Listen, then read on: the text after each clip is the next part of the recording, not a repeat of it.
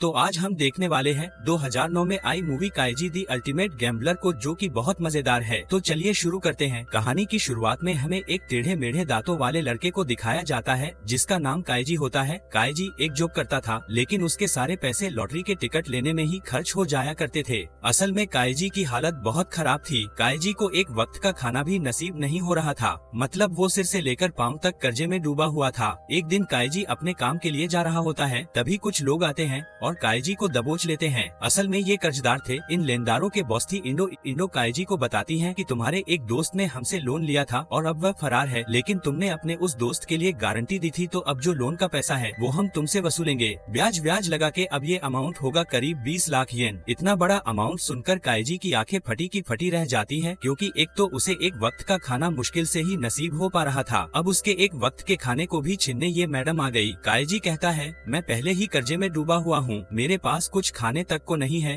तो मैं तुम्हें पैसे कहाँ से दूं? लेकिन इंडो को तो पैसे वसूलने थे, इसलिए वो काइजी को एक गैम्बलिंग शिप के बारे में बताती है और कहती है, अगर तुम वहाँ पर जीत जाते हो तो तुम्हारा सारा कर्ज माफ कर दिया जाएगा। ये सुनकर काइजी को लगा कि उसे वहाँ जाना चाहिए, इसलिए वो बिना ज्यादा सोचे विचारे शाम होते ही उस शिप पर चढ़ जाता है। यहाँ पर दो हट्टे कट्टे आदमी काइजी को एक कमरे में ले जाते हैं, जहाँ पहले से ही बहुत सारे लोग मौजूद थे। असल में ये सब भी काइजी की तरह कर्ज में डूबे हुए थे और यहाँ पर ये लोग भी अपना किस्मत आजमाने आए थे, लेकिन इस बात को कोई नहीं जानता था कि यहाँ पे हारने के बाद मौत से भी बदतर सजा दी जाती है। फिर हमें दिखाया जाता है प्रोग्राम का होस्ट टोनी गावा वहाँ आ जाता है और सभी को गेम समझा देता है, जिसके बाद इन सभी को 3 स्टार, जिनमें से एक की कीमत 1 मिलियन थी, और साथ ही एक लिफाफा दिया जाता है जिसमें 12 पत्ते यानी कि कार्ड्स थे। असल में इन लोगों को खेलना था रॉक पेपर सीजर, जिसके सिंबल कार्ड पर प्रिंट थे। अब टास्क ये था कि 30 मिनट के अंदर 12 के 12 कार्ड को यूज करना था और जिसके पास 3 से कम सितारे बचेंगे वो हार जाएगा। वही गेम शुरू होता है। जब सब अपने लिए साथी ढूंढ रहे थे तो फुनाई नाम का आदमी काइजी के पास आ जाता है और कहता है कि हमें 3 स्टार्स मिल जाएगा तो हमको विनर मान लिया जाएगा। तो वो काइजी को बोलता है कि हमको मिलकर खेलना चाहिए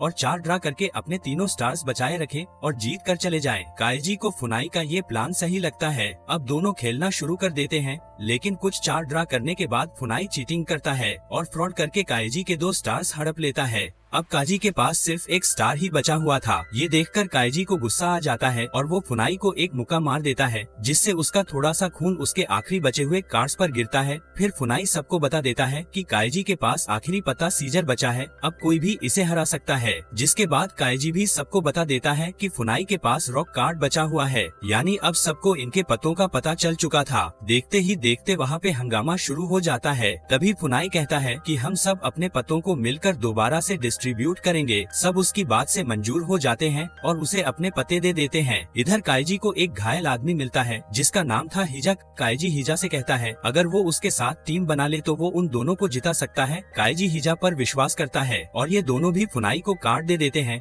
लेकिन फुनाई फिर से चीटिंग करते हुए काइजी को उसी का कार्ड जिस पर खून लगा हुआ था वो देता है और अपना अपने पास ही रख लेता है ताकि वो जीत सके। फुनाई फिर से काइजी के पास आता है और उसके साथ खेलने को कहता है। काइजी कहता है ठीक है, लेकिन तुम्हें अपने तीनों स्टार्स दांव पर लगाने पड़ेंगे, बदले में मैं और हिजा अपने तीनों स्टार दांव पर लगाएंगे। फुनाई इस बात को सुन के राजी हो जाता है और दोनों अपने कार्ड्स रखते हैं। फुनाई को लगता है कि वो जीत गया, लेकिन तभी काइजी अपना कार्ड पलटता है जो पेपर होता है, यानी अब फुनाई काइजी से हार चुका था। ऐसा इसलिए हुआ क्योंकि काइजी ने हिजा से अपना कार्ड बदल लिया था, क्योंकि वो जानता था कि फुनाई चीटिंग करता है। इसके बाद काइजी और हिजा जीत चुके थे, लेकिन हिजा देखता है कि उसकी जेब में एक और कार्ड रखा हुआ है, यानी कि वो हार चुका है। तभी वो हट्टे कट्टे आदमी हिजा को ले जाने लगते हैं, लेकिन काइजी को उसके लिए बुरा लगता है, इसलिए वो कहता है अब अगर हमने साथ में खेला है तो तुम्हारी हार मेरी हार और तुम्हारी जीत मेरी जीत। तभी काइजी भी हिजा के साथ उस अंधेरे वाले कमरे में चला जाता है। यहाँ पर सबसे पहले तो उनके हाथों में एक चीज पंच की जाती है, उसके बाद उनके ऊपर कंपनी की सील लगा दी जाती है। इसके बाद काइजी और दूसरे लोगों को एक अंडरग्राउंड माइन में ले जाया जाता है, जहाँ अब ये लोग मजदूरी करने वाले थे। जी हाँ दोस्तों, हारने पर इन्हें यहाँ मजदूरी करनी थी, यानी कि फ्री के मजदूरों के लिए पूरा गेम हुआ था।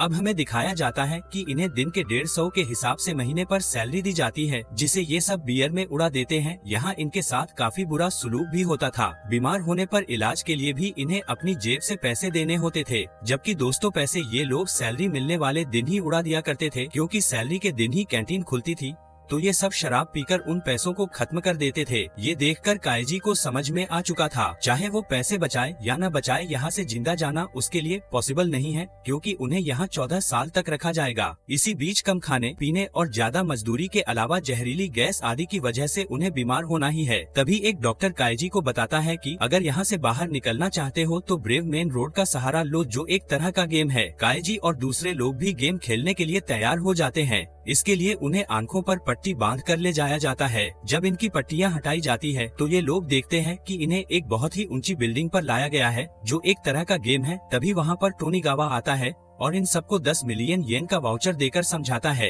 असल में इन्हें एक बिल्डिंग से दूसरी बिल्डिंग के बीच में पड़ी एक पतली सी लोहे की बीम पर चलकर जाना था। अगर ये उस बीम को पार कर लेते हैं तो इन्हें पैसे देकर वहाँ से रवाना कर दिया जाएगा। लेकिन टास्क यह था कि इस बीम को हाथ नहीं लगाया जा सकता था, क्योंकि इसमें कई हजार वोल्ट का करंट दौड़ रहा था। वही सामने वाली बिल्डिंग में कुछ वीआईपीज बैठे हुए थे, जिन्हें इंडो सर्व कर रही थी। मतलब इन गरीबों की मौत का अब ये वीआईपी मजा लूटने वाले थे। वैसे तो सभी का दिमाग सुन्न था, लेकिन काइजी उन्हें हिम्मत देता है और वो इस बीम पर चलना शुरू कर देता है। तभी दोस्तों मौसम करवट बदलता है और तेज हवा चलने लगती है। मौसम की खस्ता हालत देखते ही एक शख्स डर के मारे अपना बैलेंस खो बैठता है और नीचे आ गिरता है। उसकी इतनी दर्दनाक मौत देखकर कई और लोग भी अपना बैलेंस खो देते हैं और नीचे गिर जाते हैं। वही एक आदमी तो उस बीम को पकड़ ही लेता है और करंट लगने से वो भी मर जाता है। वही दूसरी बिल्डिंग में बैठे वीआईपी इनकी मौत का मजा ले रहे थे। इस बीम पर सिर्फ हिजा, काइजी और सहारा बचे हुए थे। ये तीनों चल ही रहे थे कि तभी तेज बारिश शुरू हो जाती है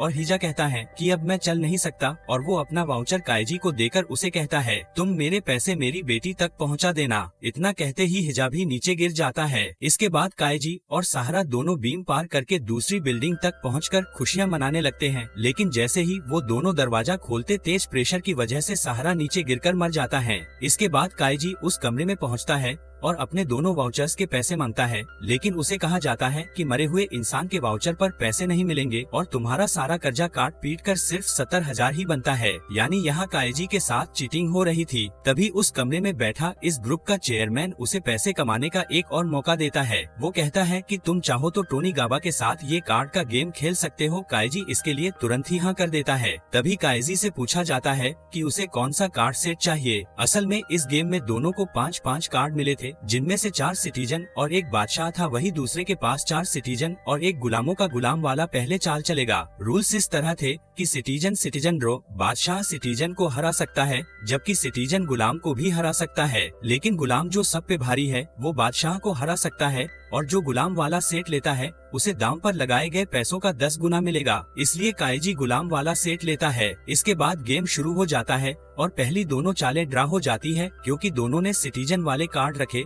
लेकिन तीसरी चाल पर काइजी गुलाम चलता है, जिसके बारे में टोनी गाबा को पहले ही पता चल जाता है और वो काइजी को हरा देता है। इधर काइजी के दिमाग के तार हिल चुके थे। वो समझ नहीं पा रहा था कि टोनी को पता चला तो चला कैसे। इसमें टोनी कहता है कि उसे लोगों के चेहरे पढ़ने आते हैं और वो चेहरा देखकर ही समझ जाता है कि किसने कौन सी चाल चली है। इससे पहले कि काइजी को वापस उसी अंडरग्राउंड माइन में ले जाया जाता, चेयरमैन टोनी को जोर से अपनी छड़ी से मारता है और कहता है मजा नहीं आया। चेयरमैन तुरंत ही काइजी को इंडो से 4 मिलियन का लोन दिलवाता है और मैच दोबारा शुरू होता है। लेकिन दोबारा काइजी फिर से हारता है। अब वो हट्टे कट्टे आदमी फिर से काइजी को उसी माइन में ले जाने लगते हैं। तो काइजी सोचता है कि टोनी को आखिर पता कैसे चला। तब उसे समझ में आता है कि उसके कंधे पर एक चिप लगी हुई है और मैच के दौरान टोनी अपनी घड़ी में देख रहा था, यानी कि वो चिप उसकी घड़ी से कनेक्टेड थी और टोनी काइजी की हार्ट रेट देख रहा था, जो रिस्क लेने पर हाई हो जाती थी। अब काइजी समझ चुका था, इसलिए वो इंडो से कहता है कि वो उसे 50 मिलियन का लोन दे। इंडो उससे पूछती है तो काइजी कहता है कि इस बार जीत मेरी होगी, तुम देख लेना।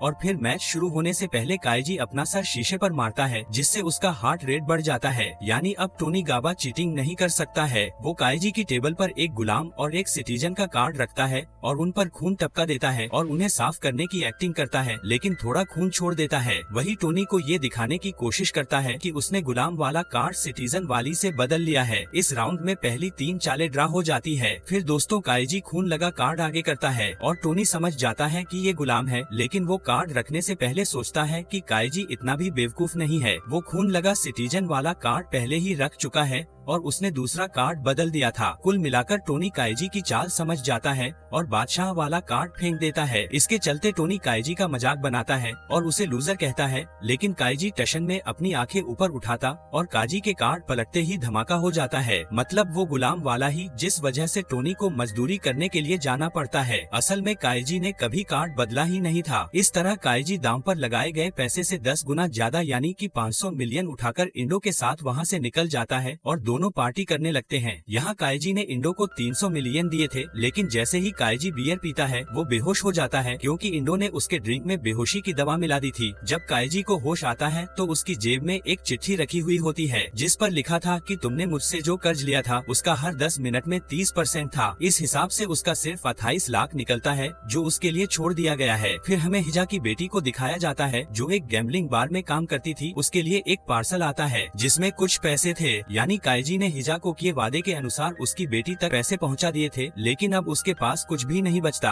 पर एक बात अच्छी थी कि अब उसके पास कोई भी कर्जा नहीं था, यानी कि खाली हाथ ही गया था और खाली हाथ ही आ गया। तो अगली वीडियो किस मूवी पर चाहिए कमेंट करके जरूर बताइएगा।